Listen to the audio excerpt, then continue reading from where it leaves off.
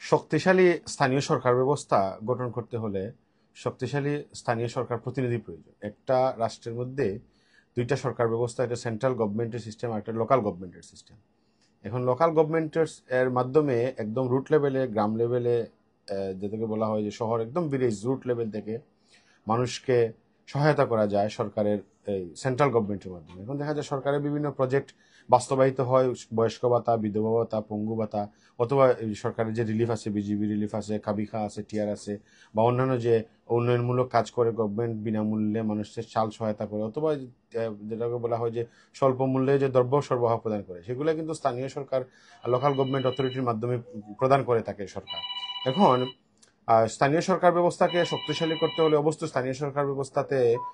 Continuation of representative পিপুলের এটা অবশ্যই থাকতে হবে, যেটাকে বলা হচ্ছে যে এই জনগণের প্রতিনিধি কন্টিনিউ থাকতে হবে, যে একজন প্রতিনিধির পরে আরেকজন প্রতিনিধি। এই এই প্রতিষ্ঠানগুলোকে ইউনিয়ন পরিষদ, পৌরসভা এবং সিটি কর্পোরেশন, যে কাউন্সিলর আছেন,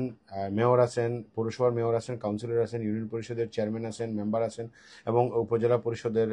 চেয়ারম্যান মেম্বার বা জেলা পরিষদের, যদিও জেলা পরিষদ বা উপজেলা পরিষদে তেমন কোনো কাজ নাই, মূল কাজটা করে হচ্ছে ইউনিয়ন পরিষদ, পৌরসভা এবং সিটি কর্পোরেশন। এইসব প্রতিষ্ঠানের, স্থানীয় সরকার প্রতিষ্ঠানের প্রতিনিধিত্ব কন্টিনিউশনটা অত্যন্ত প্রয়োজন, যার জন্য রাষ্ট্রের উন্নয়ন, জনগণের শান্তি, জনগণকে সুযোগ সুবিধা প্রদান করা, সেন্ট্রাল গভর্নমেন্টের যে সুযোগ সুবিধাগুলো প্রদান করতে হলে এবং বাস্তবায়ন করতে হলে নিরবিচ্ছিন্নভাবে এই সাপোর্টটা দিতে হলে অবশ্যই স্থানীয় সরকার ব্যবস্থা শক্তিশালী এবং স্থানীয় সরকার প্রতিনিধিত্ব এবং স্থানীয় সরকার ব্যবস্থা গঠন এবং কার্যক্রমটা গতিশীল রাখতে হবে। সেই গতিশীল রাখার জন্য আসলে কি করা প্রয়োজন, কি করতে হবে, সেটাই দেশের জনগণ বুঝতেছে। আশা করা যাচ্ছে যে স্থানীয় সরকার ব্যবস্থার একটা নতুনত্ব আসবে এবং স্থানীয় সরকার ব্যবস্থার একটা